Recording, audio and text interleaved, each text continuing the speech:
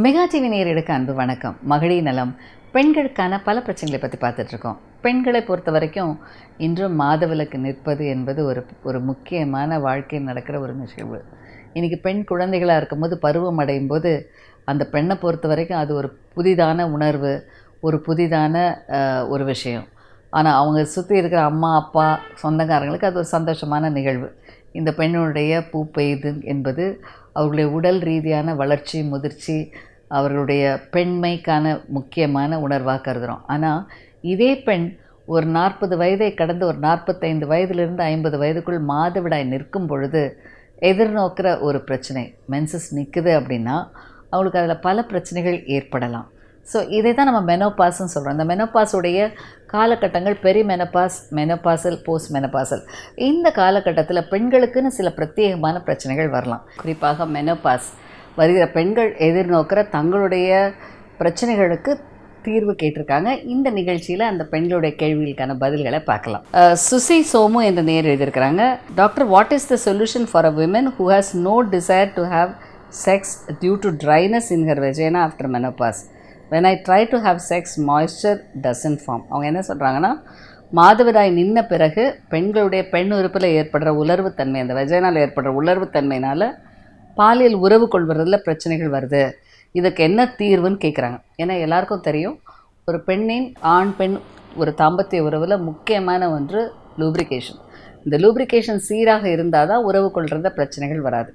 So குறிப்பாக பெண்களை பொறுத்த வரைக்கும் மாதவிடாய் நிற்கிற காலத்தில் எல்லாருக்கும் தெரியும், அந்த வெஜைனல் உலர்வுத்தன்மை ரொம்ப காமன். ஈஸ்ட்ரோஜன் குறைவாகிறது, அந்த செல்ஸோடைய முதிர்ச்சி கம்மியாகிறது, பல நேரங்கள் அந்த கர்ப்பப்பை சுருங்குகிறது, கர்ப்பவாய் வெஜைனா சுருங்குகிறது. இந்த மாதிரியான பல மாற்றங்கள், இந்த ஹார்மோன் மாற்றங்கள் மாதவிடாய் நிற்கிற காலத்தில் ஏற்படுறதுனால பெண்கள் எதிர்நோக்கிற ஒரு முக்கியமான பிரச்சனை இந்த உலர்வுத்தன்மை. இதனால் உறவு கொள்றதுல பல பிரச்சனைகள் வரலாம். ஸோ குறிப்பாக மாதவிடாய் நின்ன பெண்கள் பலரும் எதிர்நோக்கிற பிரச்சனை இந்த பாலியல் பிரச்சனை. இதற்கான முக்கியமான தீர்வு இந்த லூப்ரிகேஷன்ஸ் அதிகப்படுத்துவது எப்படி? அடிப்படையான காரணம் ஹார்மோன் குறைவு. ஸோ ஹார்மோன் குறைவினால் இந்த வெஜைனல் ட்ரைனஸ் இருக்குன்னா அதற்கு அந்த உலர்வுத்தன்மையை சீராக்குவதற்கு ஈஸ்ட்ரோஜன் ஹார்மோனை ஒரு ஜெல் மாதிரி, க்ரீம் மாதிரி ப்ரிஸ்கிரைப் பண்ணுறோம்.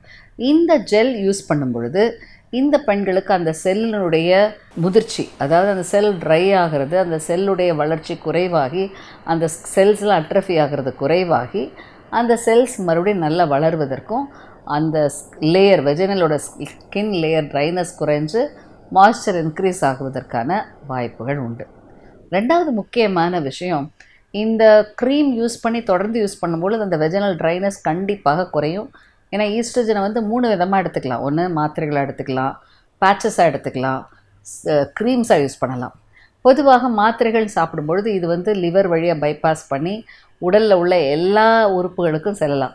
மார்பகத்துக்கு போய் பாதிப்பை உண்டாக்கலாம், லிவரில் பாதிப்பை உண்டாக்கலாம். அப்போ இதனை பைபாஸ் பண்ணுவதற்கு எந்த இடத்துல நமக்கு அந்த தேவையோ அதனை செலுத்துவது ஒரு தீர்வு. இது தேவையில்லாமல் உடலில் எல்லா மற்ற உறுப்புகளை பாதிக்காது. ஸோ இந்த வகையில் ஒரு பெண்ணின் வெஜைனல் ட்ரைனஸ்க்கு, வெஜைனாவல் லூப்ரிகேஷன் இம்ப்ரூவ் பண்ணுறதுக்கு இந்த க்ரீம்ஸ் யூஸ் பண்ணலாம். குறிப்பாக ஈஸ்ட்ரோஜன் க்ரீம்ஸ்.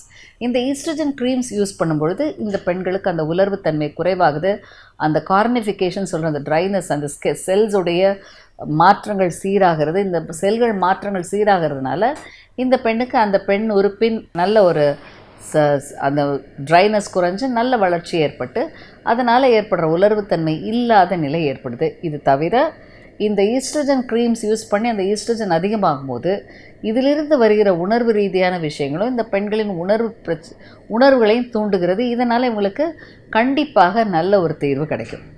இது தவிர இந்த மாதிரியான ப்ராப்ளம் இருக்கிற பெண்களுக்கு குறிப்பாக நாங்கள் சில லூப்ரிகன்ஸ் கொடுக்குறோம். இந்த லூப்ரிகன்ஸில் 2 விதம் இருக்குது. வாட்டர் சால்யூபிள் லூப்ரிகன்ஸ் இருக்குது, ஆயில் பேஸ்ட் லூப்ரிகன்ஸ் இருக்குது.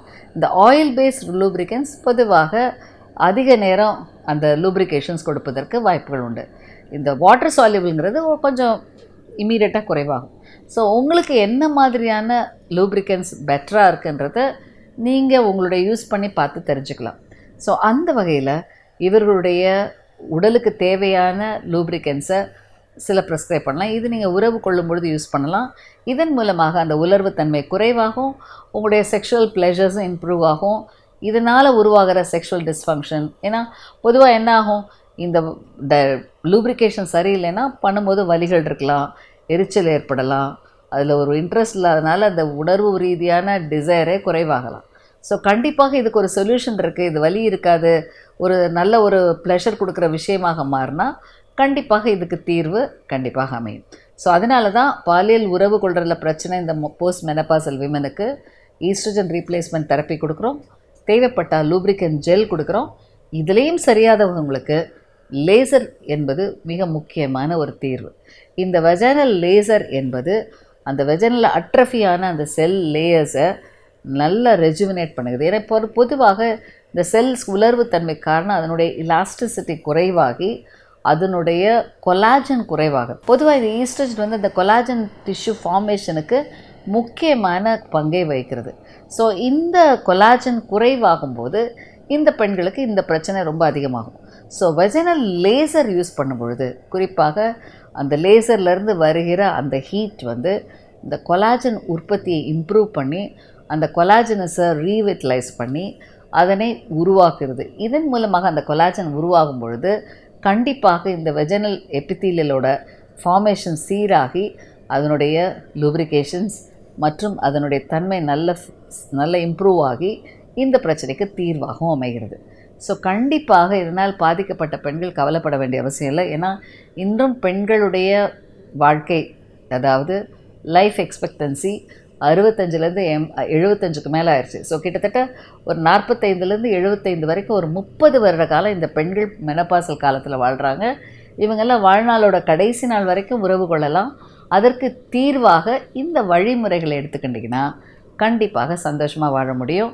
ஸோ நீங்கள் கண்டிப்பாக உங்கள் மருத்துவரை அணுகுங்க, உங்களை பரிசோதித்து முறையாக அவங்க கொடுக்குற இந்த மாதிரியான தீர்வுகளை எடுத்துக்கொண்டிங்கன்னா எந்த காலத்துலேயும் பாலியல் உறவுகளை பிரச்சனை இல்லாமல் நீங்கள் ஈடுபடலாம், சந்தோஷமாக இருக்கலாம். அடுத்து நேர் எழுதியிருக்காங்க, ஜீவிதா என்ற நேர் எழுதியிருக்காங்க. மேடம், எனக்கு 55 வயதாகிறது, மெனோபாஸ் முடிந்து விட்டது, ஆனால் 2 மாதமாக அடிக்கடி பேதி ஆகிறது. இது எதனால்? மெனோபாஸ் முடிந்தால் இதுபோல் ஆக வாய்ப்பு இருக்கிறதா சொல்லுங்கள். ஒரு நாளைக்கு 3 முறை ஆகிறது. ஸோ மிஸ்ஸஸ் ஜீவிதா, நீங்கள் சொல்ல வேண்டியது வயசு, உங்களோட வயசு 55 ஆகிறது. மெனோபாஸ் முடிஞ்சிச்சுன்னா மெனோபாஸ் வந்துருச்சுன்னு அர்த்தம். ஆனால் மெனோபாஸ் உங்களுக்கு எப்போ வந்ததுன்னு தெரியல. ஆனால் பொதுவாக மாதவிடாய் நின்ற பிறகு இந்த மாதிரியான லூஸ் மோஷன்லாம் வர்றது காமன் இல்லை. ஆனால் நீங்கள் மெனோபாஸுக்கும் லூஸ் மோஷனுக்கும் நீங்கள் சம்மந்தப்படுத்துவது சரியான விஷயம் இல்லை. உங்களுக்கு ஒருவேளை சுகர் இருக்கலாம். பொதுவாக இந்த வயது அதிகமானவர்களுக்கு, குறிப்பாக 50 வரை கடந்த சுகர் இருக்கிற பேஷண்ட்ஸ்க்கு உங்களுடைய இன்டெஸ்டைன்ஸில் ஆட்டோனாமிக் அந்த கேங்லியனோட எஃபெக்டிவ் சிஸ்டம் அஃபெக்ட் ஆகும். இந்த நர்வஸ் சிஸ்டம் அஃபெக்ட் ஆகிறதுனால நியூரோபதிஸ் ஏற்படும். அதனால தான் நீங்கள் பார்த்தீங்கன்னா சுகர் பேஷண்ட்ஸ்க்கு ரொம்ப நாளாக கால் எரிச்சல் சொல்லுவாங்க, கால் மதப்பு ஏற்படும். பல நேரங்களில் இந்த நர்வ்ஸ் பாதிக்கிறதுனால ஏற்படுற விஷயங்கள்.